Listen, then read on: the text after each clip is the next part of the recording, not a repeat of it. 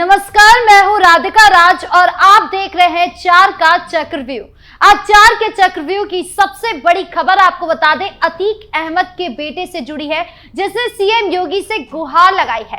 अली मोहम्मद ने कहा और ना सताया जाए, तो क्यों बोले ऐसे अली मोहम्मद, बताएंगे आपको। फिर दूसरी खबर में बात आचार्य प्रमोद कृष्णम की, जिन्होंने संभल सांसद जियाउर रहमान बर्ग को तोप से उड़ाने की बात कही, साथ ही संभल सांसद को रावण भी बताया।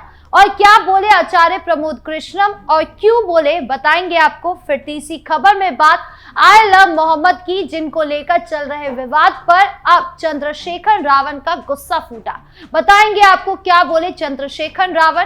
फिर चौथी खबर में बात एनसीआरबी रिपोर्ट की, जिससे सीएम योगी के कार्यकाल की सराहना तो वहीं दूसरी तरफ अखिलेश सरकार की आलोचना भी हुई, बताएंगे आपको पूरी रिपोर्ट। तो चलिए शुरू करते हैं 4 का चक्रव्यूह। शुरुआत करते हैं 4 के चक्रव्यूह की सबसे बड़ी खबर से, जो अतीक अहमद के बेटे से जुड़ी है। दरअसल अली अहमद को प्रयागराज के नैनी जेल से झांसी जेल शिफ्ट किया गया है। ये कोई साधारण ट्रांसफर नहीं था। 420 किलोमीटर लंबी इस यात्रा को पूरा करने के लिए भारी सुरक्षा घेरे रखे गए हैं। हर चेक पोस्ट पर पुलिस की नजरें पैनी है, ट्रैफिक को धीमा किया गया है और अली को एक अलग बैरक में रखा गया है। सीसीटीवी कैमरों की निगरानी में उनकी हर गतिविधि पर पैनी नजर रखी जा रही है। लेकिन इस ट्रांसफर के दौरान ही अली ने मुख्यमंत्री योगी आदित्यनाथ से एक भावुक अपील की, जो सोशल मीडिया पर वायरल हो गई। अली ने वैन से उतरते ही मीडिया के सामने हाथ जोड़कर कहा कि योगी जी मुझे बचा ले, जो हो गया सो हो गया, अब और न सताया जाए। सुनिए क्या कुछ बोले अली अहमद। जो कुछ होना था सो हो चुका है, अब फर्जी सताया जा रहा है। मीडिया वालों के माध्यम से मुख्यमंत्री जी से निवेदन है कि अब और ना सताया जाए, जो कुछ हो गया है सो हो गया, और जो अन्यथा सताया जा रहा है उससे बचा लें। बोलिए और बोलिए जो अन्यथा सताया जा रहा है उससे बचा ले मुख्यमंत्री और इतना कहेंगे। बताइए अपने होम डिस्ट्रिक्ट से किस प्रकार से सताया जा रहा? जेल में मैं जिस जगह था अपने होम डिस्ट्रिक्ट में, वहाँ मुझे अकेले रखा गया, न किसी से मिलने की अनुमति थी, न बात करने की अनुमति थी। अब बताइए भेज दिया आपके पास नगद मिला था पैसा? नगद मिला था पैसा, तो गाड़ी लगने के लिए पैसा आया था। जेल में वो अलाउ है, अब उसको किसी दूसरे तरीके से दिखाया जा रहा है, जो मिसअंडरस्टैंडिंग है ना। अधिवक्ताओं के नाम पे कुछ लोग मिलने आया करते थे। नहीं, वहाँ पर पूरा मैनुअल के हिसाब से मुलाकात होती थी और जो अधिवक्ता है उनका वकालतनामा लगा होता था। तो कुछ कितने पैसे मिले थे आपको? अब वो आप मीडिया वालों को मालूम है, 1100-1200 रुपए थे, वहाँ तलाशी हुई थी, तो वो जेन्युइन पैसा था। जेल में खतरा था क्या? ना, जेल में खतरा है नहीं है तो आप बेहतर जान रहे हैं, लेकिन अब होम डिस्ट्रिक्ट से इतना दूर भेजने की क्या वजह? आपको कोई दिक्कत हुई रास्ते में? क्या रास्ते में कोई दिक्कत? अब बताइए, इतने छोटे से चेम्बर में 5-6 आदमी बैठे हैं, बताइए दिक्कत नहीं होगी? किसी प्रकार का डर तो नहीं लगा आपको? मैं जो हूँ लॉ का स्टूडेंट था, दिल्ली में पढ़ रहा था, अब फर्जी मुकदमे लगा के भेज दिया गया जेल। अब जेल में रहते हुए मेरे ऊपर 8 मुकदमे लगाए गए। यहाँ तो सुरक्षित है आप। अब एक अल्लाह जानता है कि यहाँ सुरक्षित रहेंगे कि नहीं रहेंगे। इस झांसी से पहला दर्द भी जुड़ा है आपका। अली अहमद, जो खुद को दिल्ली से लॉ स्टूडेंट बताते हैं, पर पिछले 3 साल से जेल की सलाखों के पीछे है। 30 जुलाई 2022 को उन्हें कोर्ट में सरेंडर किया था। वजह प्रयागराज के एक प्रॉपर्टी डीलर जिशान उर्फ जानू से 5 करोड़ रुपए की वसूली का मामला था। ये कोई छोटा मोटा केस नहीं था। अतीक अहमद का पूरा नेटवर्क इसमें फंसा हुआ था, लेकिन अली का दावा है कि वो निर्दोष है, मुझे फंसाया गया है। वो कहते हैं 8 केसों में मेरा नाम जोड़ा गया, जबकि मैं सिर्फ पढ़ाई कर रहा था। लेकिन सच्चाई क्या है? अतीक अहमद का परिवार अपराध की किताब में काला अध्याय है। इससे पहले अतीक के बेटे असद अहमद को झांसी के पास एनकाउंटर में मार गिराया था। उमेश पाल हत्याकांड की साजिश में अली का नाम आया था, जिसमें अतीक का हाथ माना गया। उमेश पाल, जो अतीक के दुश्मन थे, उनकी हत्या ने पूरे परिवार को जेल की सौगात दी। अली का ट्रांसफर भी इसी सिलसिले का हिस्सा लगता है। सरकार का कहना है कि ये सुरक्षा के मद्देनजर है, झांसी जेल, जहां कभी मुन्ना बजरंगी और मुख्तार अंसारी जैसे कुख्यात अपराधी रखे गए, अब अली का नया ठिकाना है। लेकिन 400 किलोमीटर दूर घर से शिफ्ट करने पर अली असुरक्षित महसूस कर रहे हैं। हालांकि ये डर जायज भी है, क्योंकि जिस तरह अतीक के परिवार ने लोगों में डर फैलाया है, उन्हें परेशान किया है, उससे एक एनकाउंटर का डर या गाड़ी पलटने का डर तो बनता है। बढ़ते दूसरी खबर की ओर, जो संभल से जुड़ी है। संभल उत्तर प्रदेश का वो जिला है जो हाल ही में दंगों की आग में झुलस चुका है। लेकिन इसी संभल में एक रामलीला का आयोजन हुआ, जहां आचार्य प्रमोद कृष्णम ने मंच संभाला और जो कहा उससे सुर्खियां बन गया। आचार्य ने संभल के सांसद जियाउर रहमान बर्क को सीधे रावण करार दिया।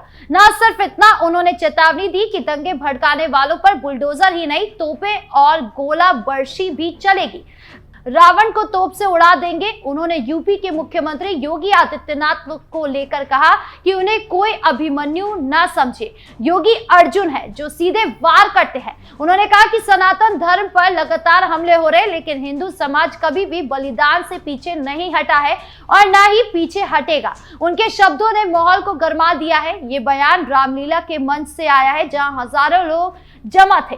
बर्क लेकर इतना गुस्सा आचार्य का इसलिए है क्योंकि पिछले महीने संभल में हुए दंगे ने पूरे राज्य को हिला दिया था। मस्जिद सर्वे को लेकर शुरू हुआ विवाद हिंसा में बदल गया। पथराव, आगजनी और पुलिस पर हमले, सब कुछ हुआ। इसमें सांसद जियाउर रहमान बर्क का नाम जोर शोर से गूंजा था। विपक्ष और कुछ संगठनों ने आरोप लगाया कि बर्क ने भड़काऊ बयान देकर आम जनता को डरा दिया है। दंगों में कई लोग घायल हुए, संपत्ति का नुकसान हुआ, लेकिन सीएम योगी की सरकार ने तुरंत एक्शन लिया। बुलडोजर चले, अवैध निर्माण धाराशायी हुए। एक तरफ जहां बुलडोजर एक्शन ने संभल का सफाया किया है, सीएम योगी की सराहना हो रही है, लेकिन दूसरी तरफ बर्क के हाथों दंगे के कारण उनकी थू-थू भी हो रही है। यही नहीं, आचार्य प्रमोद कृष्णम ने अपने भाषण में स्पष्ट कहा कि सनातन राष्ट्र और राम के नाम पर हिंदुओं ने कभी समझौता नहीं किया है और आगे भी नहीं करेंगे। उन्होंने श्रद्धालुओं से सनातन धर्म की रक्षा में एकजुट रहने की अपील की। खैर, अब उनके बयान पर क्या पलटवार आता है, ये देखने वाली बात होगी। बढ़ते तीसरी खबर की ओर, जो आई लव मोहम्मद से जुड़ी है। 3 शब्द जो देश भर में तूफान ला चुके हैं। उत्तर प्रदेश के बरेली और शाहजहांपुर में हालात सबसे ज्यादा बिगड़े हैं। बरेली में 26 सितंबर को मुस्लिम समुदाय ने एक शांतिपूर्ण ज्ञापन सौंपने की कोशिश की, लेकिन पुलिस ने लाठीचार्ज कर दिया। सीएम योगी ने सख्ती का आदेश दिया। दंगाइयों पर बुलडोजर, घरों पर छापे पड़े, लेकिन इस कार्रवाई पर अब चंद्रशेखर आजाद रावण का गुस्सा फूट पड़ा है। नगीना से सांसद और आजाद समाज पार्टी के प्रमुख चंद्रशेखर ने इसे सरकार की तानाशाही करार दिया। नगीना सांसद चंद्रशेखर आजाद ने अपने ट्वीट में लिखा कि शामली में अपने सीने पर आई लव मोहम्मद लिखने पर जेल में ठूसने का मुद्दा हो या बरेली में 26 सितंबर को पुलिस का बर्बर लाठीचार्ज, ये घटनाएं एक धर्म लोगों को बदनाम करके वोट बैंक हासिल करने सुनियोजित साजिश ही नहीं, बल्कि सरकार की तानाशाही और घमंड का प्रकाश है। बरेली में मुस्लिम समाज के लोगों का सिर्फ एक शांतिपूर्ण ज्ञापन देने का कार्यक्रम था। इसमें किसी भी तरह की हिंसा का इरादा नहीं था। यही सामान्य तरीके से ज्ञापन सौंपना दिया जाता है तो हालत बिगड़ते ही नहीं।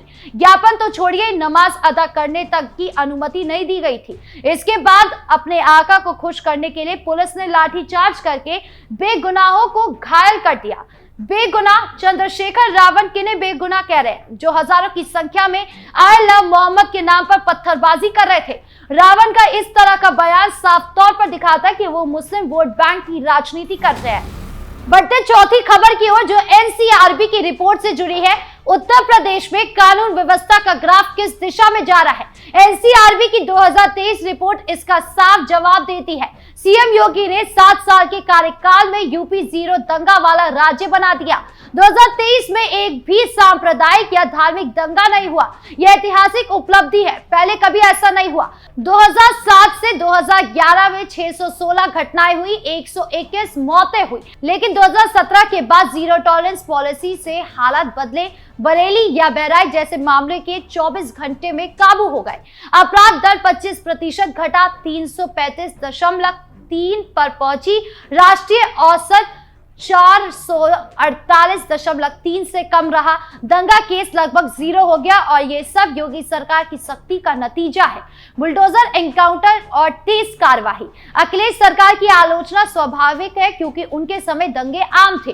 रिपोर्ट यूपी को मॉडल राज्य बनाती है, लेकिन चुनौतियां अभी भी बाकी है कि क्या ये शांति टिकेगी। बहरहाल 4 के चक्रव्यूह में इतना ही। धन्यवाद।